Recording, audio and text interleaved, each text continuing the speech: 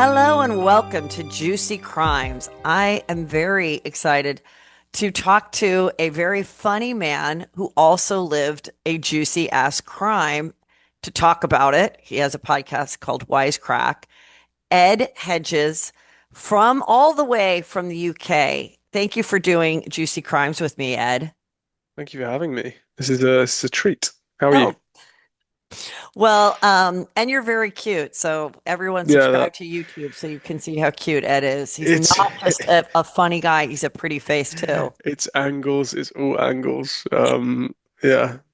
Zoom is very kind to me, fortunately.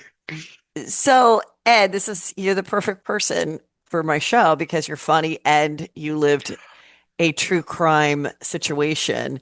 Just to get a little background on you, I love that you got into stand up so young, that you Yeah. had the bravery to do it and you won the So You Think You're Funny competition in Mm. the UK when you were just 19. Can you just tell me a little bit about your childhood and what made you be into doing stand up yourself?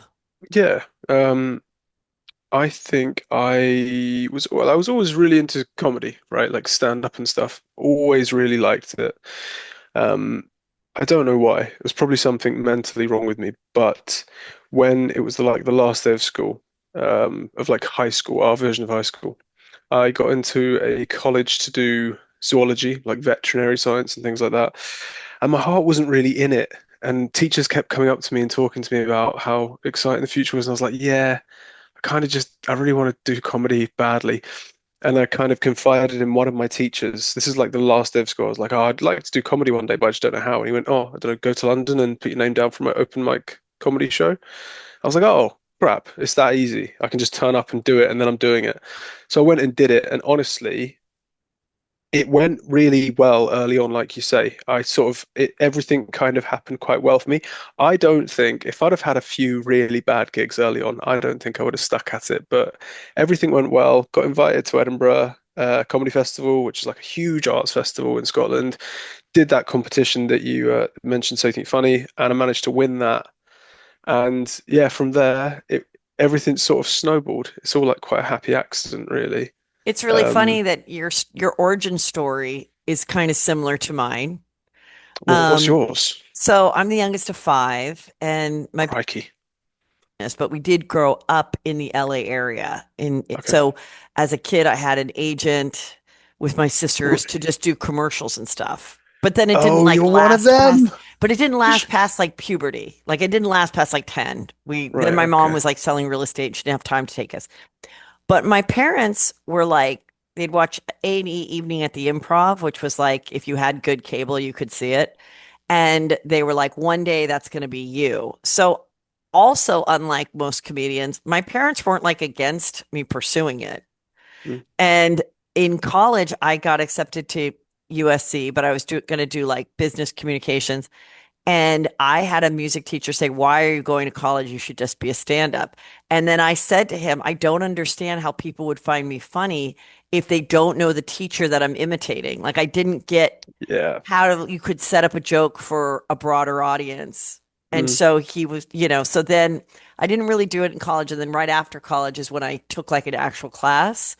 And after right. 6 weeks, there was a little like show. And Yep. I too had all my first times were very, very positive. And I say the same thing. Like if I had had a horrible, uncomfortable bombing situation, I don't know if I would have continued. So when people ask me about it, I say, do all you can to ensure that you actually will have a good first Mm, time. You really work on it, practice it on people, have your friends and family come, that type of yeah. thing. I was so young. I think people kind of gave me the benefit of the doubt a little bit. You know, like how like a really young, I don't know, this is a bit of a bad comparison, but if you've got like a really young athlete on a sports team and they have like a 4 out of 10 game, people go, oh yeah, but they're young. They're figuring Yeah. it out.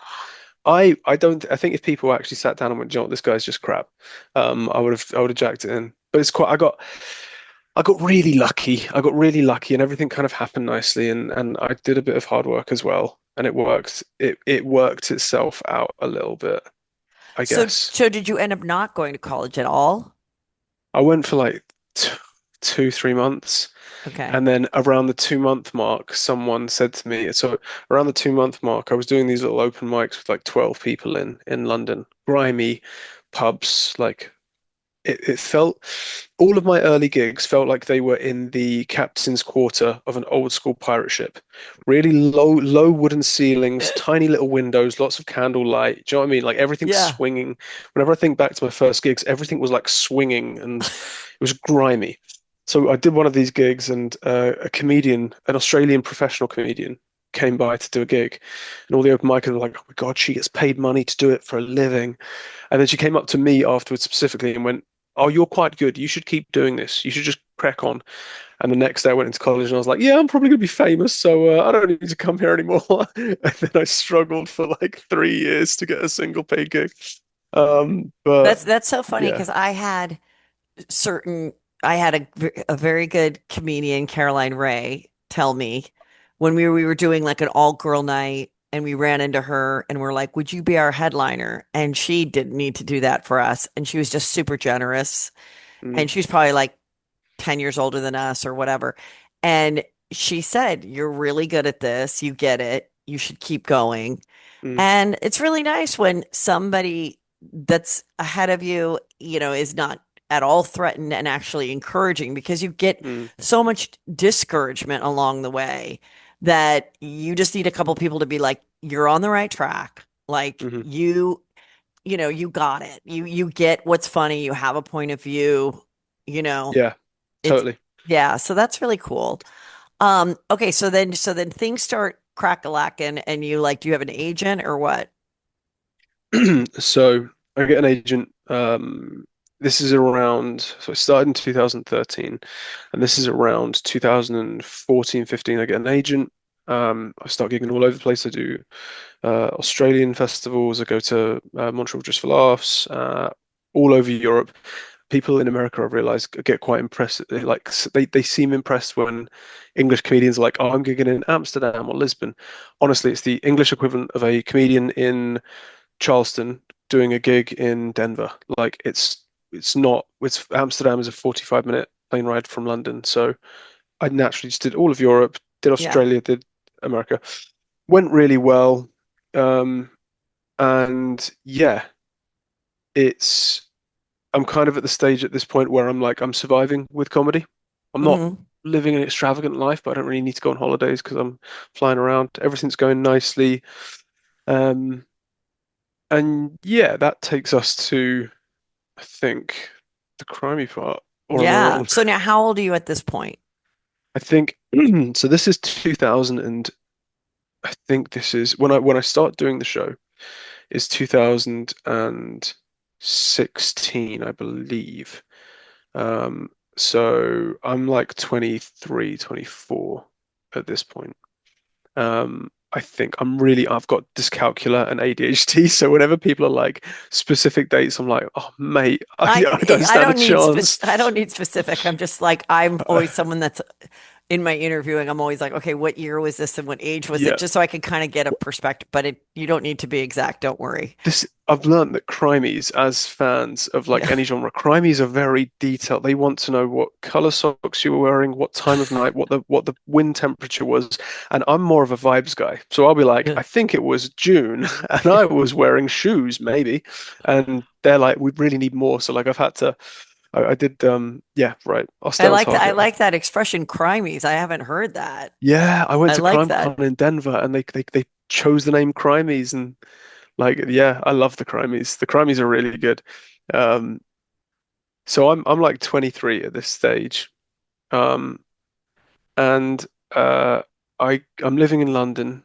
I've moved away from my village where I grew up because I'm like super bullied there. I was a really bullied kid. I was obese. I had dyslexia, dyscalculia, ADHD, and because I lived in such a small village, there was like one shit kid and one popular kid and one like hot girl and one sports guy. Like it wasn't like a big town where there's different groups of people. There was just like we had the goth, we had the jock, we had the one nerd, we had the one like Oh, popular girl, and I was the kind of I was a dork, but I wasn't clever enough to be a nerd. So that's where I'm at. And so when I turn 18, I leave the village. I never come back. I go to London, and I'm being a comedian, traveling around. And then I guess I get invited one night. I just got back from a festival in Australia. I'm sitting in my apartment in London with my suitcases and all my stuff around me. I haven't unpacked yet. And I get this phone call from someone from my village who's like, "Do you want to come and do a gig for us?" And I've not been back there in like ages, in years and years and years. Whenever I meet with my parents who still live there, I would always do it 2 villages away in like a restaurant, or they come to my place. I would never go back. Um, And and you I'm didn't like, want to go back because you had such a horrible childhood with the mean other people? yeah, it was that, but it was kind of like it was kind of like a pseudo spiritual thing, right? Because I left the village and I became a new person. And in my head, I was like, if I go back into that village, then I'm like acknowledging who I was and accepting that I am that person. So for me, it was like a superstition. I never wanted to go back to the place where I wasn't who I was now. Do you know what I mean? It's like you make new Yeah. friends. You don't want them to meet your old friends who call you like nicknames that you don't want your new friends to know. So I was Got trying it. to keep clean slate. Um, but I agree because, as you know, when you're a comedian, if someone offers you a gig and you're not gigging, you take the gig. If it's money and it's stage time, you take it. Um, so I agree to it. This guy calls me. He talks me through it. There's a charity gig happening just outside the village I grew up in. He wants me to headline it because I've been on a few newspapers. I've done a little bit of TV in the UK. And I agreed. I went back there. The village from where I live in London is probably about a 2.5 hour drive, which doesn't sound like a lot, but in England, you can probably drive across the whole thing in about 7 hours. So Mm. that's a huge amount of the country to travel. Um, and I go back there. I get back to the village at like, do you want me to, am I going too slow? Do you want me to No, speed it up a no, little bit? no, no. I think Okay. this is good. Because I can take ages. Yeah. I go back to the village, I get there like midday. The gig's not until 8, but I'm so nervous of being in the village. I get there like midday and I just drive around this tiny village, like seeing who I recognize. The village is covered in like posters of my face because I'm doing the gig, which is trippy. Um, But if they were mean to you, wasn't it kind of great? Like, fuck you, look at me now, a little? yeah, there is definitely that, and I'm getting a little bit of that like now, like my secondary school that I went to where I was bullied, they've asked me to come back and I was like, go and fuck yourself. I'm not coming back to that hellhole. Yeah. Um, so And they bullied you because what? Because you were the chubby geek or what?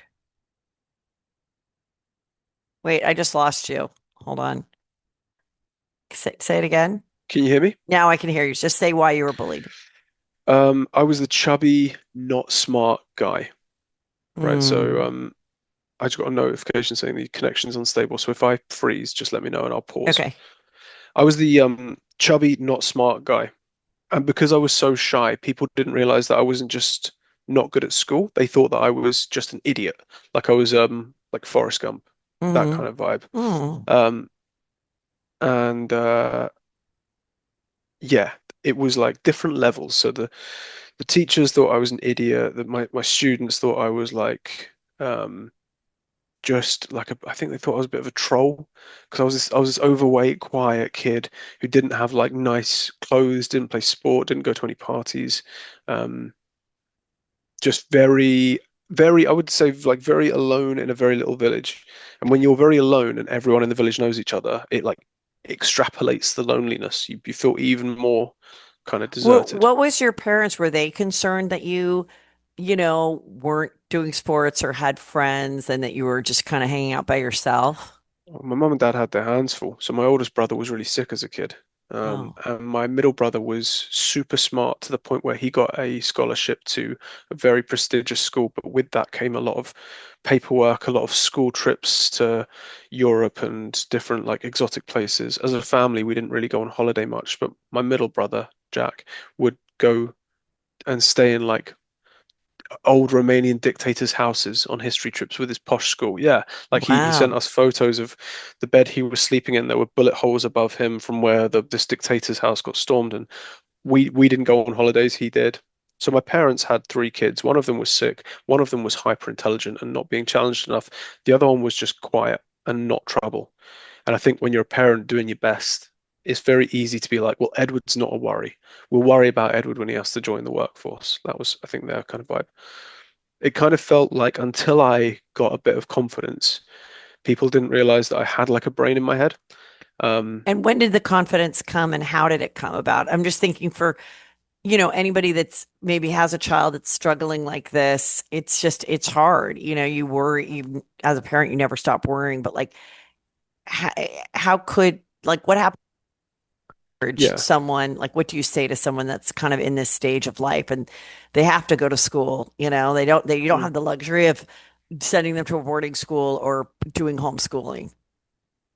If I had a child like, if I had a child like the child that I was when I was a kid, it's really easy to say, and I'm sure like loads of parenting books say it, I'm sure. But the first thing I would do is listen intently, but not listen to what the kid's saying. I would listen as in I'd watch where he goes, watch what he shows an interest in, watch what he's. So if I was watching me as a kid, I would be like, shit, this kid is staying up late to watch like Comedy Central at Gotham Comedy Club on ITV4. This kid's interested in comedy. I'm going to take him to a live comedy show. I'm going to take him to like all these things. There are always signs on what someone's passion is. And it doesn't need to be like a fucking cool thing. It can be gardening, it can be like little painting figurines, it can be writing stories. But for me, the confidence came when I identified the thing that I was passionate about, which was the first thing that I wanted to work hard at. And then I went out on my own and achieved something. I think my confidence came from the fact that I, as a very sheltered kid, said to my parents, I'm going to go and do this comedy thing. I'm going to get the train into London on my own. You're not going to help me at all. You're not going to know how it goes. And I got this independence. I think independence followed by achievement is a recipe to build resilience and confidence in a child. Let him do what he wants, let him do it on his own, let him fuck up, and then let him win something. And the maths in his head will be like, I must be good because I did this on my own. I put this together on my own and I won it on my own. Therefore, I'm capable of winning. I can just copy and paste that the rest of my life. The way that I'm talking to you right now, I would never talk to someone before I was like 16 ever. I would Mm. never talk to anyone. But I did comedy. It went well, and I guess that's when my confidence came from, I guess. Um, Yeah, and that's very interesting. Okay, so now let's jump back. You've got the gig that night in your old yeah, town. You're doing well. You're in your early 20s. yeah. Okay, so So, what happens? so I'm kind of floating around this town, looking at who's coming in the gig. Like I've literally parked like an old school police stakeout near this little village hall, watching who comes into the gig and who's doing what. Um, And I go in and I do the gig. I'm the headliner. I'm the last act on, and it goes brilliant. It goes really great. I had loads of material that I prepared about growing up in the villages and like going to school, and it was really cathartic. It was a great experience for me. Um, and after the gig, I hung around for like maybe 10, 15 minutes. I don't drink too much. At the time, I didn't drink a lot. Now I don't drink at all. But I had a drink with everyone, and because I had like one or two beers. I leave my car parked in the village hall car park, 20-minute walk from my front door, tops. I leave the village hall and I walk down these long countryside like lanes and into the village, and it's the middle of kind of June, July time. It's a really warm night, and because it's such a small village, you can hear like everything for miles. There's no big highways super near. Um, and I'm walking down like all these little places I used to go at the cricket club, the tennis club, walking past the shops, and I go into my little street. I walk into the kind of cul-de-sac where my parents live. I was staying with them that night. I walk up to my front door. Um, I go in the house. I go up the stairs. I go into my childhood bedroom, and I fall asleep. And I'm asleep for maybe 10, 20 minutes tops. Um, and then I wake up and there's someone standing like right at the end of my bed. They're standing in complete silence. They don't say anything to me. They don't look at me, and I'm quite delirious at the time. Uh, my eyes kind of focus, and I find out that it's my mum standing at the end of my bed, and I can see from the way the moonlight's hitting her face. She's staring out the window, and she looks terrified. She looks so scared.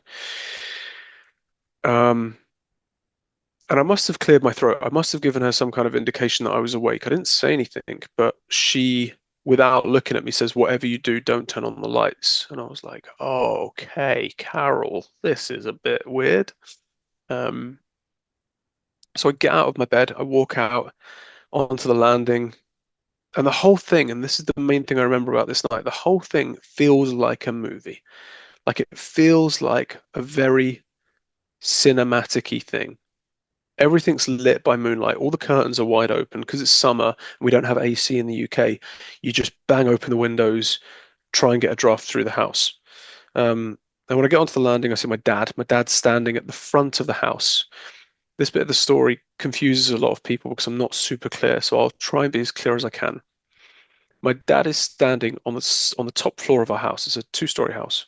My dad's standing on the top floor and he's standing at a window that overlooks the front garden and looks down onto the front door. And he doesn't turn around to look at me. But when I see him, I hear a banging coming from the front door. It's a very loud banging, and it's not a knocking, it's like a severe hammering. Um, and in about 3 or 4 seconds, I try and put together what's going on in my head. And I realize that what's probably happened here is someone from the gig has followed me home and wants to tell me how good I've done. They want to tell me like, "Oh, we missed you. You should come back and do more comedy. We're really proud of you," something like that. Either that, or it's just someone that's from the pub that's gone confused about where they live. So I decide I'll go downstairs. Obviously, my parents are very scared, but I think I know what's actually happening here. I go to walk downstairs. My dad puts his hand over like sort of a banister. There's like a banister here. The stairs go downstairs. He comes over the banister, grabs me by the neck, and like lifts me up, pins me against the wall. And he effectively says the same things that my mum said. She said, like, "Don't move, don't go downstairs. Whatever you do, don't do anything." Um, and the night plays out.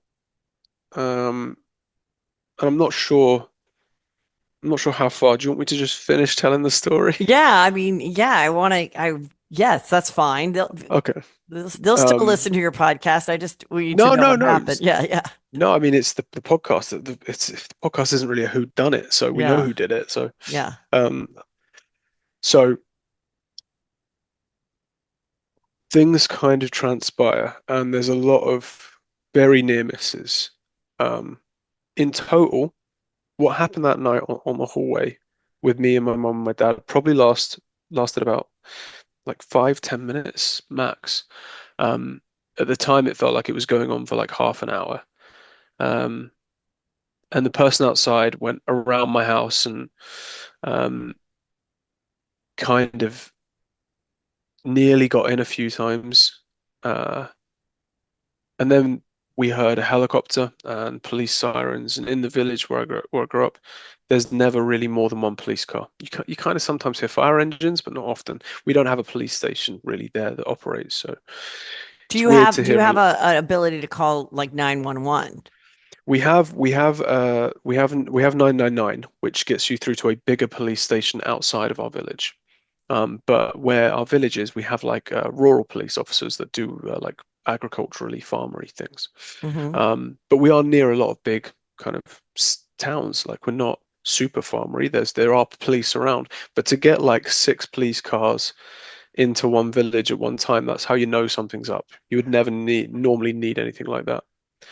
Um, so we're on the hallway. The banging is coming from outside, and then we hear these helicopters and police cars, and because all the windows are open, all the curtains are open, we see that all the trees around the house turn like blue and green from the flashing lights from the police cars. And the banging stops, and um, my parents go downstairs. And the weird thing for me is I just went back to bed that night, and it's still a question mark on why I didn't go downstairs with my parents. The two things I've thought of why I didn't do that, why I didn't go downstairs with my parents and find out what had gone on that night.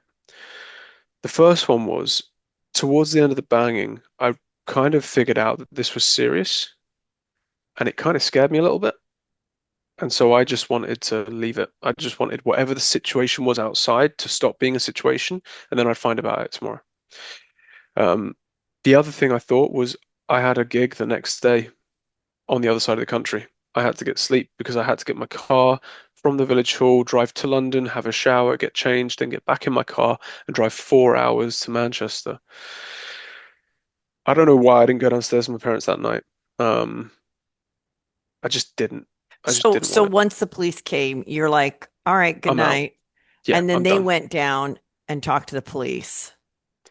I think the police had their hands full, and I think the police had a whole street to keep under control because this was like a big thing. The police, when they arrived after the banging, they had to deal with the immediate situation. And the immediate situation um, was that we did know who was at the door that night. We knew, me, my mum, and my dad knew the person at the door quite well. The person at the door that night was my childhood bully, who bullied me every day from when I was about 10 to when I left the village, when I was about 17. Um, and he had killed his mum and his mum's good friend, stabbed them both a combined total of over 110 times. Um, he was identified by his shoe print on the side of his mum's friend's head, a guy called David. Um, he'd had a complete and utter breakdown. Um, and he had called the police, I later found out, on himself. When he was picked up, he was found laughing with a plastic bag with his mum's underwear in.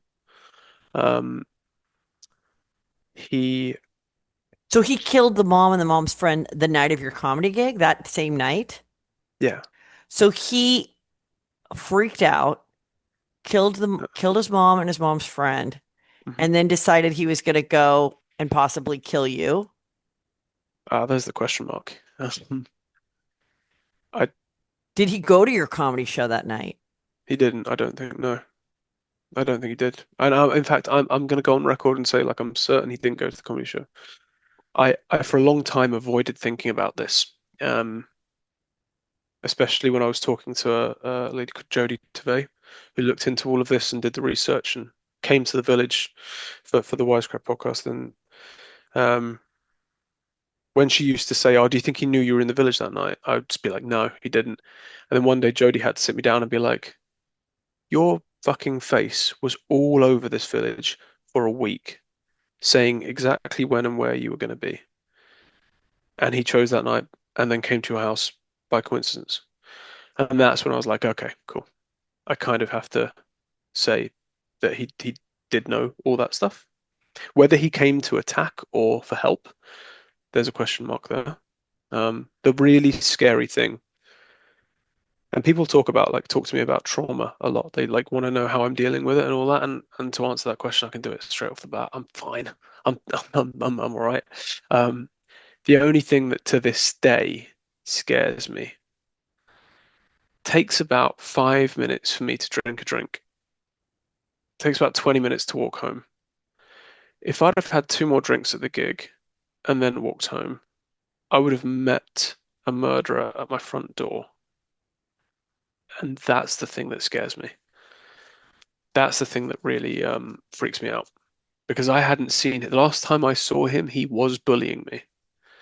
And then, And how old were you was when was the last time you'd seen him?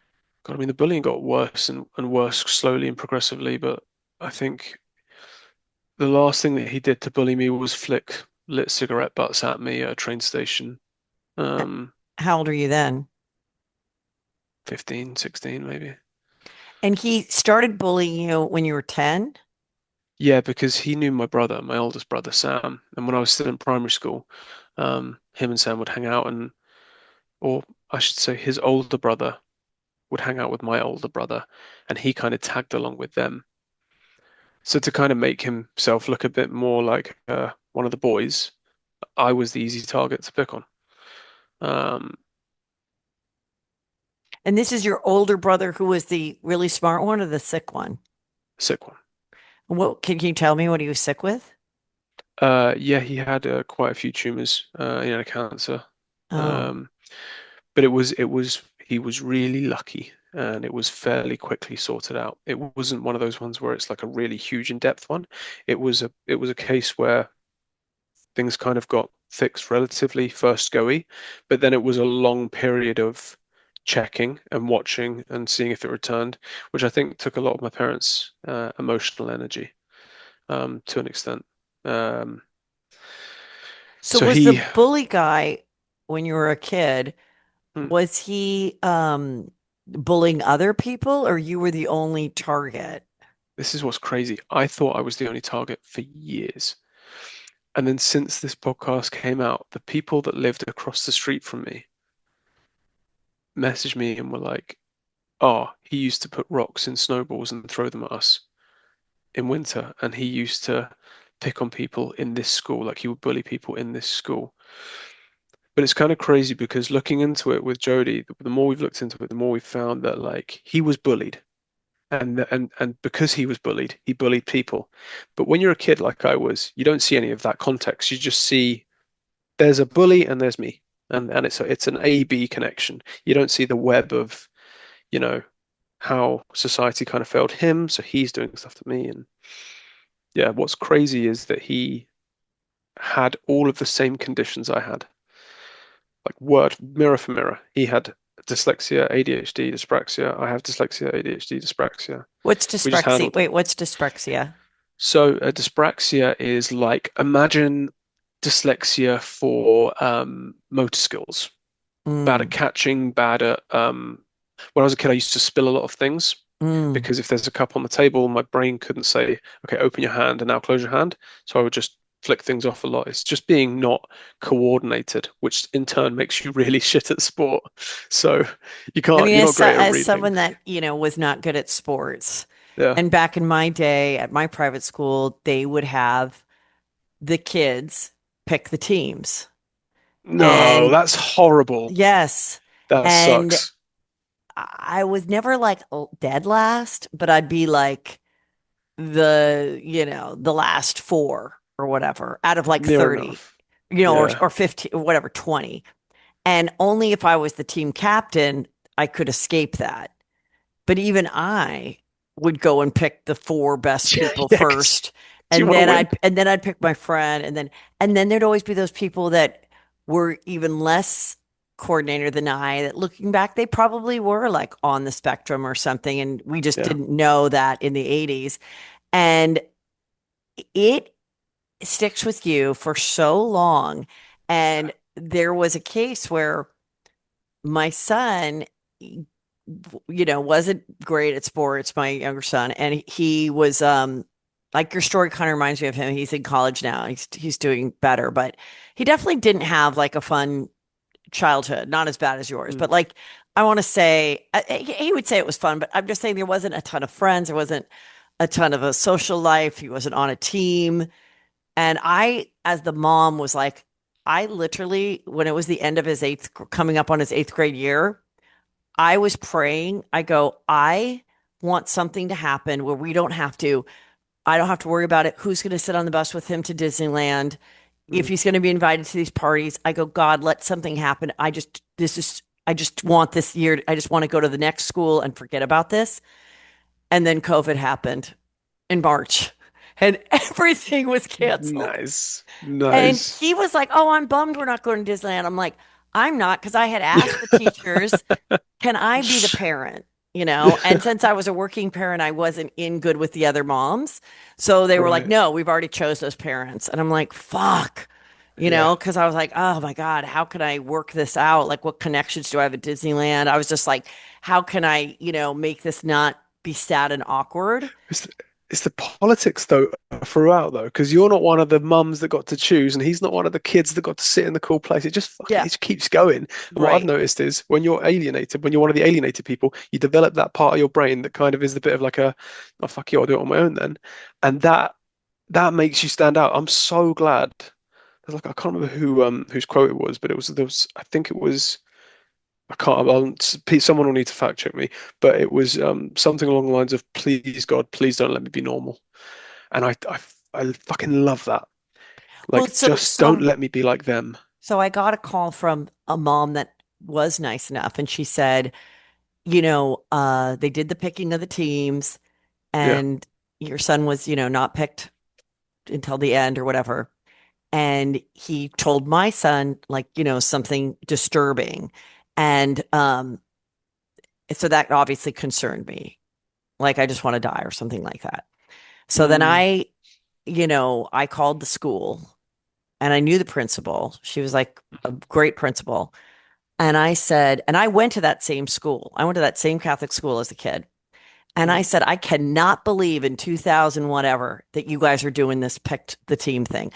And I went and had a meeting with the coach and the guy that did it and they were apologetic. They said, "You're totally right. We were short staffed." And so he kind of said to the kids, "Hey, pick teams. I'm going to go over here." And I said, "When you're not good at sports, when it's not natural to you, to someone mm. who is good at sports, they don't understand it. They're like, No. how is this person not catching the ball? How is this person so lame?" And I said, yet in school, we expect them to be good at sports, but you would never insist that every person in the class stand up and sing a solo, would you? Would you say No. every day it's solo time, people? No, you would let the people that want to do that try out and have that opportunity. The other people don't have to be on stage. They don't have to give a speech in front of hundreds of people. And I said, so just think about that. I go, because for me, I can stand up in front of 10,000 people and do an act. But if you're going to put Mm. me on display to be good at sports, and so then later in life, just in the last year, I started, and I had like a full triggering moment where like I almost cried. And here I am, successful, a mom, like I'm going to cry about it. But it's like, I just don't think people understand what it's like. And they No, take it's it so it's natural that they're good at sports and they have that cockiness and their parents were good at sports and they like, and so I'm like trying to play pickleball and some of these women were like, I could see it like, "Whoa, we have to play with her." Like it was a little bit like that. And there is I thank God didn't give up. I did get better. Now everybody's nice. But, and it's an easy sport to play and that's why it's popular, pickleball. But like, to have it follow you that long, I just don't think people know no, how not at all. triggering it can be. That I've I completely it completely resonates with me. I think the thing that I always came back to, and it's like very similar to what you just said. It's people don't understand how crazy it is to never get a rosette until you're a grown up Never to because get a all other roser, never to like get a what? never get like like a certificate or a little medal or Oh, something like that. okay, Because if you're okay. bad at sport and you're not the smartest and you don't have a talent, the first time you get told you've done something well is when you're like a full-fledged adult, and at that point it blows your fucking mind. But I figured out ways to like get around it. So for me, one of the things that brings me a lot of joy is watching athletes or musicians get interviewed. Because I'm like, that's where you fucking suck. That's where you really suck. When you watch like an NFL quarterback get interviewed and he's like flobbing over like I'm like, there, see, that's where I would do well, and that's where you've just fallen on your ass. Because you're right. If you got all the kids like in school to stand up and all these brilliant like smart kids and all these athletic kids, and you say to them, right, you've got 5 minute tryout spot at the store. Yeah. Do your best. And they would their heads would implode. And I also think what we do is way harder. No, Like, I remember being in school at like fourth grade and or eighth grade, whatever it was, most likely to succeed. And, they picked the smartest girl or the smartest boy, and both those people did do fine in life. Their yeah, parents have homes. They're not, Jeff Bezos, but they're fine. But I yeah, remember going, I know I'm going to be more successful than all these people, but they don't know it. Like I knew it. Like I was just like, I know I'm like bound for greatness, but I don't know how to get there or what it is. At that time, I just kind of thought I wanted to be like an actress or something, but then I thought, oh no, I'll be like a businesswoman. Like I just knew that there was something, but I'm like, they don't see it because I'm, a B student.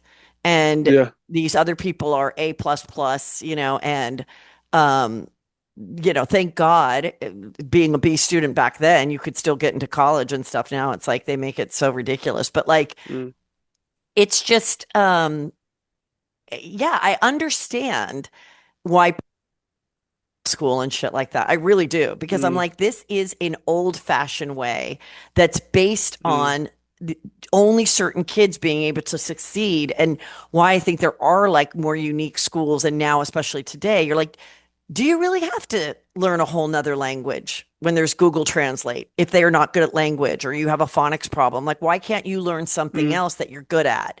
Do you really have to know all this math? Like what mm, other things could you teach them? And yeah, and it's always those same type of people. And then as parents, those parents that were good at school and played good at sports. They're the same dicks as parents running the school. They're the same ones that are excluding you, that are like not inviting you to stuff, even though I'm like a little bit cool and famous. They don't care. That's no. yeah. Well, the weird the so I only learned that after that night, after because my bully was the popular kid. He was like the number one, good at everything. That's why the bullying dynamic was so good for him.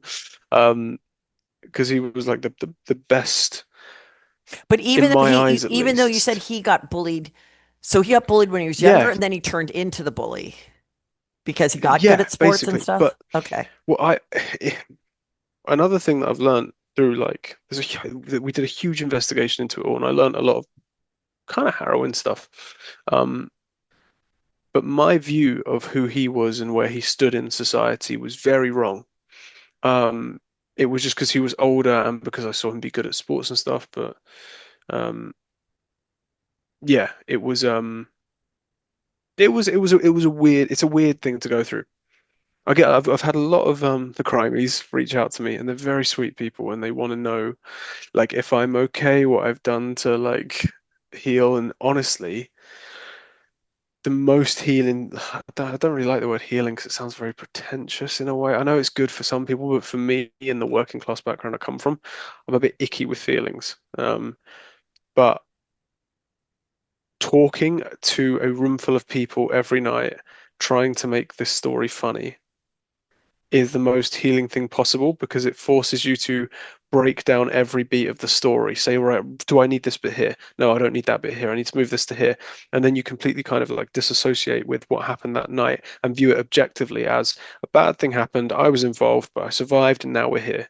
And that was the most, I think after that night, it made me also realize why comedy as a medium or storytelling as a medium is really important because it's fucking easy to do comedy and storytelling things and be creative when times are good. That is piss easy. Really easy to be funny when everything's great. But when people lose their lives, when you've got like my brother, sick kids, when life is really shitty, that's when we need comedy the most. And we have a large amount of like anxiety in the US and the UK industry about touching serious subjects with comedy. And people get very like when we were talking to people about making Wisecrack, people were very scared. They were like, "Oh, murder and comedy," and the whole time I was like, "But that's when you fucking need it. That's when you need it. You need the comedy to come in when the stakes are at their highest." And that's like saying like, "Oh, yeah, there's a children's hospital. Everyone's really sick. Probably shouldn't try and make them laugh." No, that's bollocks. We we use comedy as a way to cope with the dark. So when it's dark, to forgo comedy is dumb. Um, So you go the next day, you get your bag, you go because you're not going to blow off a commitment where you have a gig. yeah, And then what do your parents say? Do you talk to them the next night and they're like, "Holy shit." Because you did didn't. you go leave knowing that this guy had already killed his mom and the mom's best friend? Yeah, we found out. We found out the next morning. Um, I left. When I left, um, if I'd have had to, you know, go like if I'd have had to go that night, I wouldn't have got out because everything was completely shut off because of evidence and stuff like that. And where they picked Brett the bully up was about 6 feet from my front door. Um, so So the was he, next, wait, hold a question. Was he the one banging on your door or was that yeah, already the police? no, that was him. Oh my God. And Yeah. did he have a knife with him? Uh, I'm gonna say no. I think he abandoned the knife. He had used a number of different knives from the kitchen. They were all blunt. They were all the worst knives you could use. Um, and again, he stabbed his mum. and David, her friend, over 100 times And in were the they face, were neck. they a couple? His mom and the David person? Were they like a They might have romantic been. couple? I believe. I've always thought they were. Hmm. I've always thought they were. And But he every single and like as a piece of man paper, in his 20s, was yeah, he living with them and like not really scoring in life, or what was he doing? it was so. His mother, the woman that lost her life, her name was Gillian. She was living the hardest, and I didn't know any of this at the time when I started telling the story, but now I know. She was living a very hard life with him. Um, I'm not sure if that night he was in his car because Gillian didn't feel safe. Gillian knew what was coming. Oh, you mean he was living in Um, his car because she had kicked him out? I believe so, yeah. Hmm. Um, in Wisecrack, we go into some real heavy details. We actually interview his surviving biological father about what it was like living with him and the early warning signs. Oh, that's Um, interesting. yeah, it's a really hard.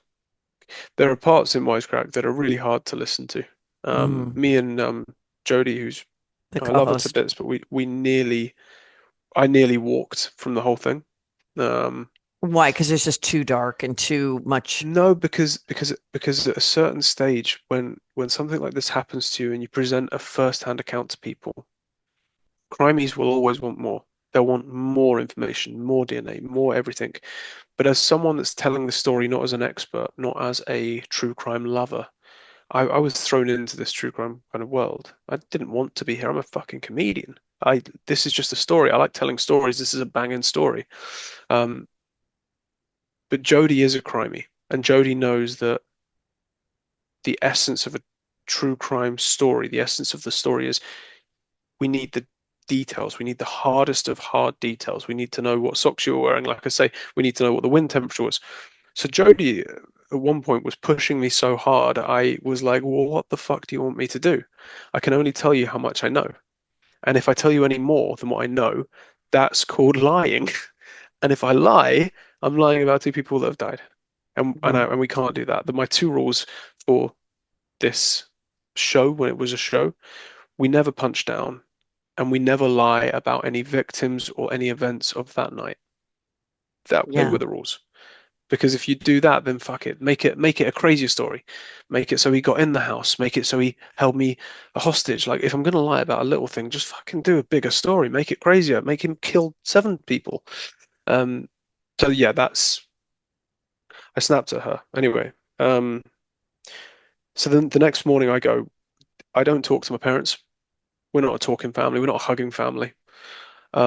I call my mum every other day, probably.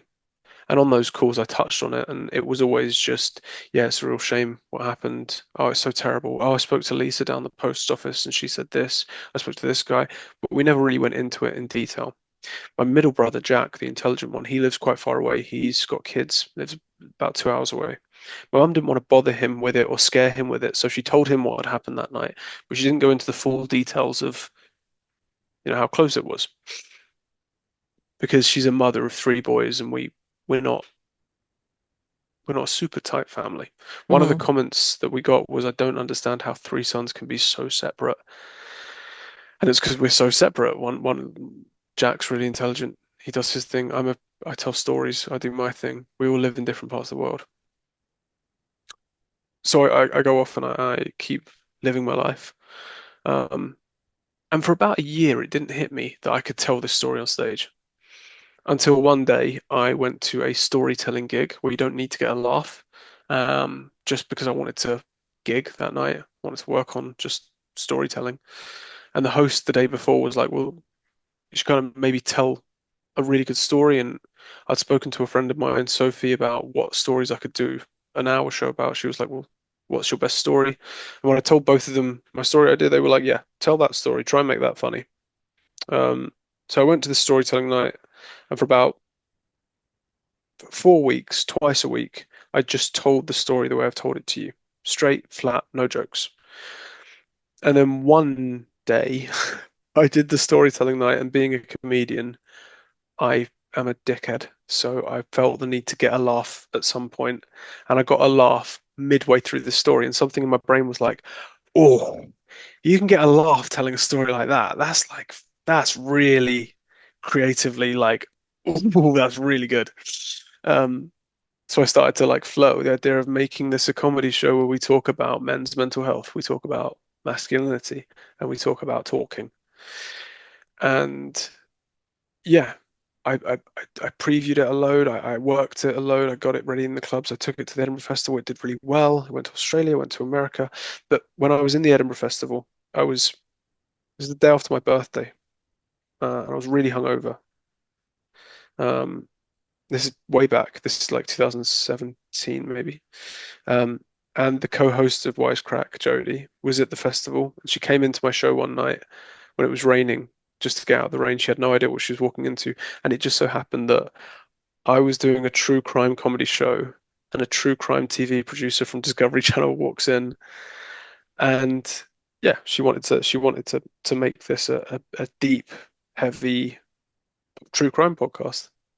Um, and we did, and it's gone all right. We got we yeah, it's gone all right. I mean, Um, it's really interesting in your story, the sliding door aspect of life. Like yeah, had you had two more drinks, had she not walked in there, no one picks up on that. No yeah, one picks up on that. Only you're the first person that's actually picked up on how there's like, oh yes, there's like 4 or 5 moments in the show, in the story, in my story of making the show, where it's a split second of she happens to go in there. I happen to go to Atlanta on this state. We happen to drive down this road to get to Charleston, South Carolina. I got to my house a little bit later. I accepted that gig. There are so many little things that have lined up perfectly that mean we couldn't have planned this any better if we'd have sat down and orchestrated a true crime scenario and a origin story and someone pitched what happened with Wisecrack to us, we'd be like, no, that's not believable. That would never happen. right. In coming up with funny making, I remember in early part of my career, I had this manager, and she goes, Heather, you need to talk more about like your fucked up older siblings and how as a youngest of five, and we would have to go to the rehabs my one summer to visit my brother who went to prison and all that kind of stuff. And I remember I was like, and I was like 24 at the time, 25. And I was like, how is that funny? I'm just doing dating stuff, Mm, and from my like Valley Girl sorority life perspective.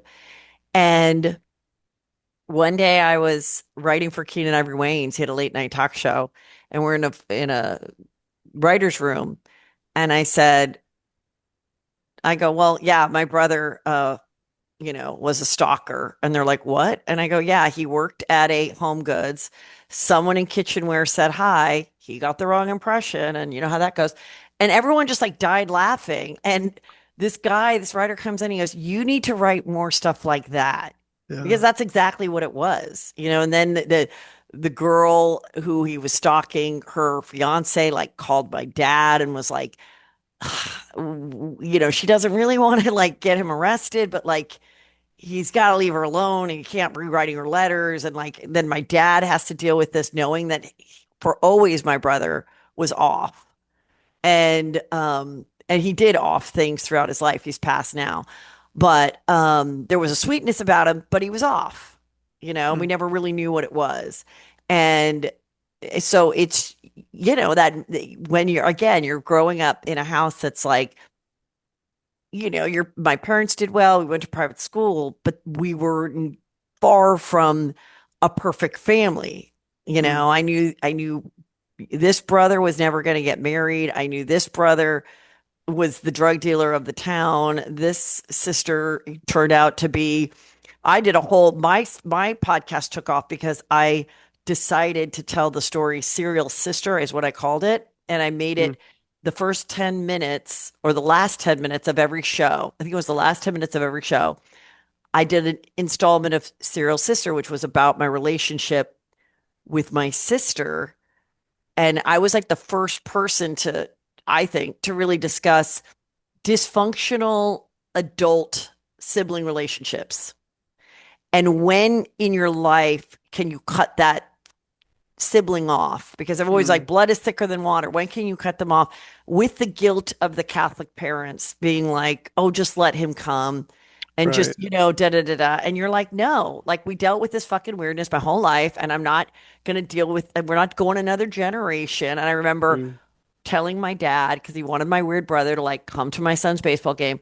And he was like, my dad was, in the hospital, in and out of the hospital, like his last few years of life. And I just said, Dad, I'm choosing my children over mm, your happiness. Don't ask me again.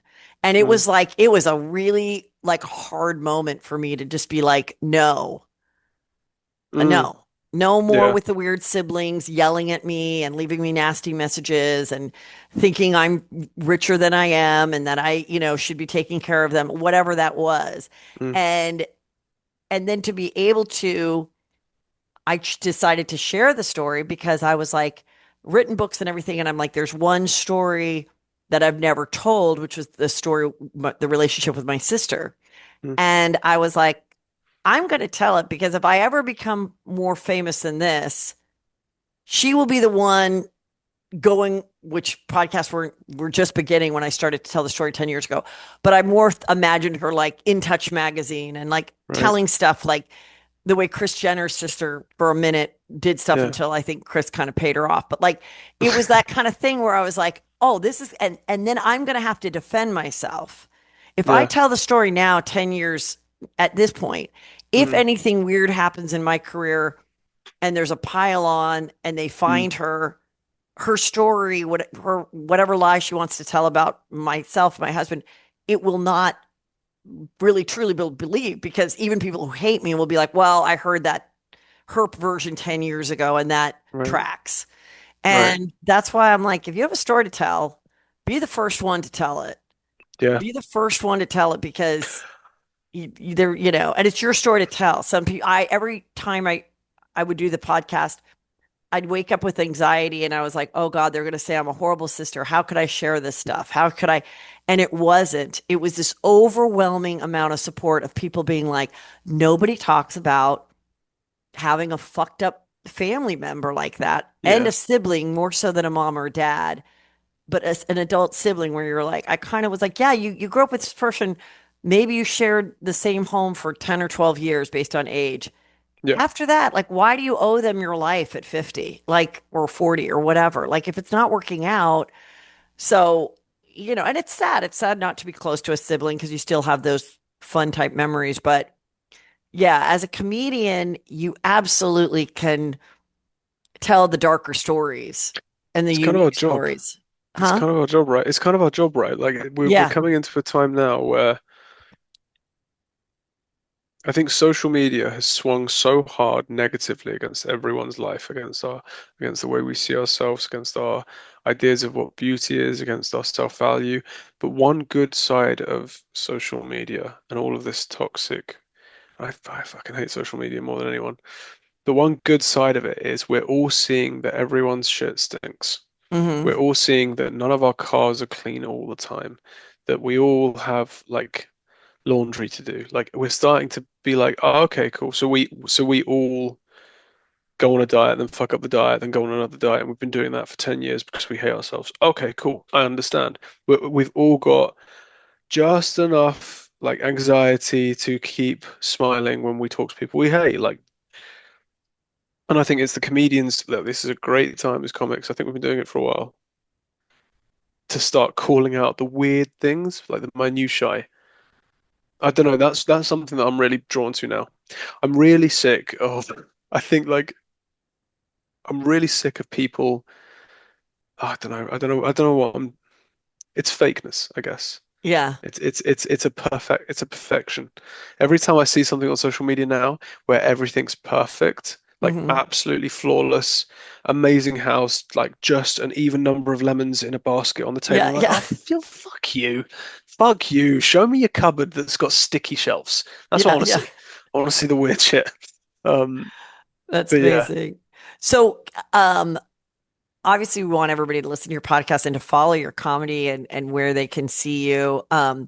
But can you tell me what did happen to the bully, the guy, the murderer? Did he get put I can. away or? Yeah. So this is a hard part. So I'll. He was put away in prison. They found him to be completely mentally fine. They Oh, did mentally multiple fine. tests. Okay. Mentally fine. He was fine, apparently, according to the judges.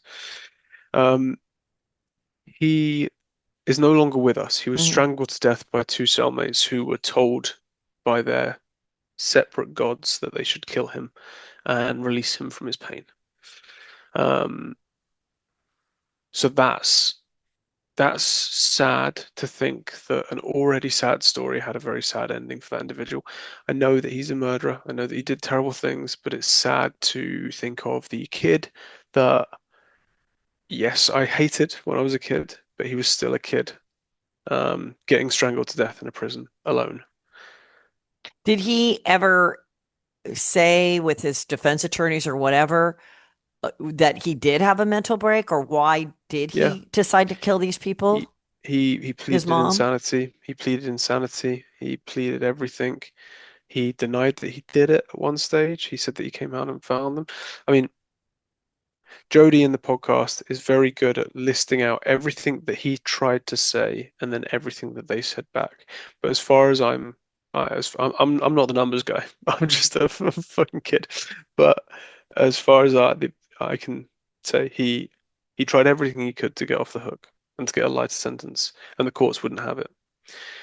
Um, Personally, I think that's bullshit because having seen the change in him from when he was a kid to when he was an adult in photos, it's harrowing. It's You completely do harrowing. believe he was mentally I sick? don't believe there was a single thing happening in his head that was good. Mm. I think that boy needed support. They probably need to be institutionalized before. 100% minimum, Hmm. minimum.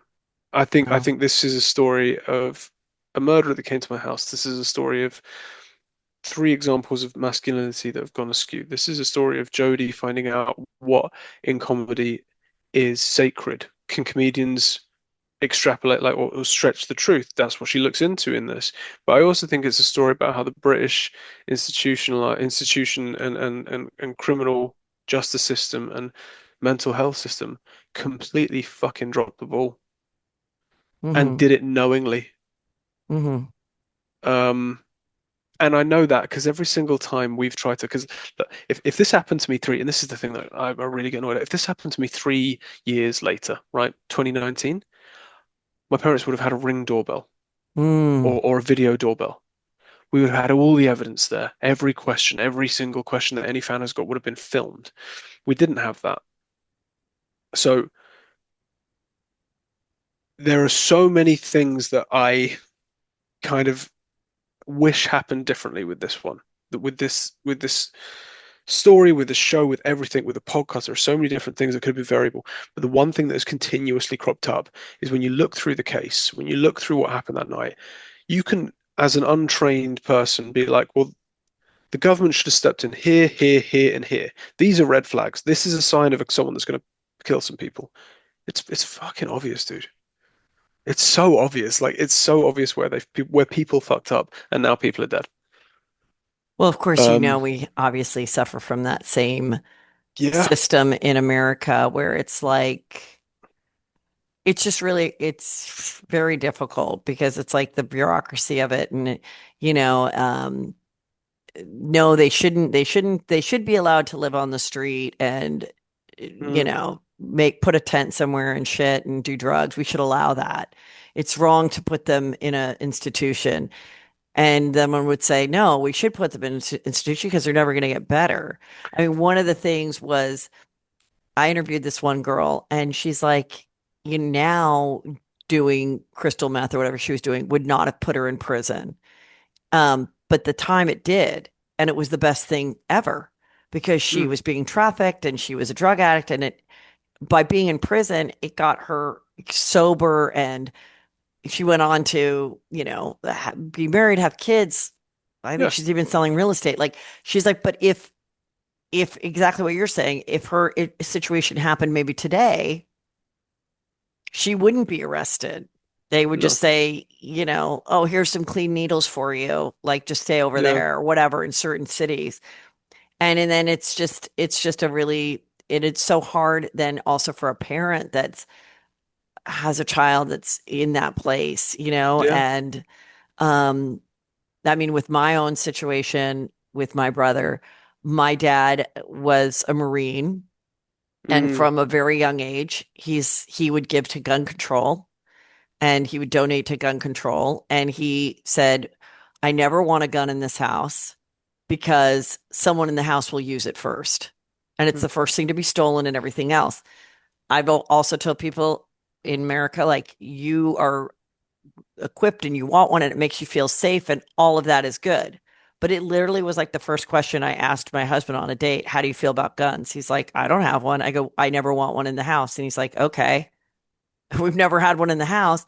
And we mm, had an incident that happened that I was like, if there was a gun in the house, how something could have gone. And mm. even though we were in the house and we were protecting our property, it could have gone a way that then the us as property owners could be in prison. Yeah. You know what I mean? Like it's just so for me, that's I would rather risk that and not have the gun because the alternative is it's quicker to kill yourself. It's quicker to get angry. You know how to Mm. use it, all that kind of stuff. And yeah, it's just it's a hard situation. That's that's a Yeah. question that was asked to me Yeah. when I did the show. I did the show in Denver, and people said, "Oh, does this made you reevaluate your stance as a person on um your security?" They worded it in a really sneaky way, and I was like, "Nah, nah. I think I don't want to put my voice into the American gun thing at all because I'm not an American. I'm not a citizen, and I don't feel Mhm. it's my right to." Um, but I'll be honest, my view on gun control, right, is if I had a gun in the house, with my dyspraxia, I can't trust myself. I'd be cleaning and I'd blow my foot off. Like I can't be trusted with most cups. And you're Well, gonna give me a Glock. I'm gonna like minimum a dog is going. I'm gonna do some drywall damage. We are I mean, fucked. I totally agree with you. For one thing, I can't work a lighter very well. You know how like What those the long those lighters to ones? do like a candle, like a Yeah, lighter. I get scared to light like a fire pit. I oftentimes need to call someone to help me figure out where Hulu is on my TV. Like I can't work a this is yeah, remote. I don't need to be the in that moment. Like I said, what could happen is too much of a risk for me yeah. to then feel the safety of it. But for other people, Totally good gun I love owners. knowing that my neighbor across the street was Yeah. strapped and if I needed something, I could run to him. I just don't want it in my house. The best person I know to own a gun is a guy in he lives in Atlanta. I've seen in his gun is in his gun closet, and there was not a part of me that looked into there and saw these guns. And I was like, "Do you know what, you're the most reasonable, well-adjusted person I've ever met. You will have researched each of these weapons and know exactly what they do, and you would only use them as a deterrent." Like I 100% think there are lots of very, very good gun owners. Yes. They're not the ones that make the fucking anyway. Yes, yes, I'm going to avoid that. yes. So yes, exact. But it's okay because I mean, like sometimes I'm like, ugh, you know what? It's fine. Like I've been very like non-political with my podcast, Juicy Scoop, and all that for years, and I still am. But sometimes I'm like, when you talk about social media, sometimes I'm like, oh fuck off. I'm scared of. I'm done being scared that Yeah. I said something that someone's going to dissect it and try to make a TikTok about it and try to say I'm this way. Like I'm just like. You know what? Just tomorrow's a new show. You didn't like this one? Like, Exactly. bye. Like Yeah. it's just like it's a certain point. I'm gonna let you go. But this was Thank you so much so for having me. interesting talking to you. It's been And lovely. tell everybody where they can find you and where they can see your stand up and your shows and your podcast and Instagram and all of it. So I am new to Instagram. I've only had it since September. I've not got a lot of followers, but it's Ed. You spell Ed with two D's, so it's EDDHEDGES. If you would like to follow me, I would love that. That would be very nice of you because I'm not good at Instagram. I just made my first reel in it. Fuck, it sucks. So yeah, that's the place. I'm doing shows in America throughout 2026, and I'm going to be there in December this year, doing some shows in New York, and yeah, lots of fun things. But thank you so much for having me. This has been an absolute treat. I really appreciate you having me on. Yeah, and if you ever are coming to LA for anything, I Yep. definitely would love to have you come on the show, either Would show love to. Juicy Scoop or Juicy Crimes. Juicy Scoop's like the more fun pop culture one. And that would be really fun to get like, more your perspective on just silly things like hot I would love topics and to. stuff like that. I would And love to. thank you so much. This was great and so intriguing. I know people are going to just love this interview. So thank you. I hope so. Thanks for having me. Take care. Bye. See you later. Bye.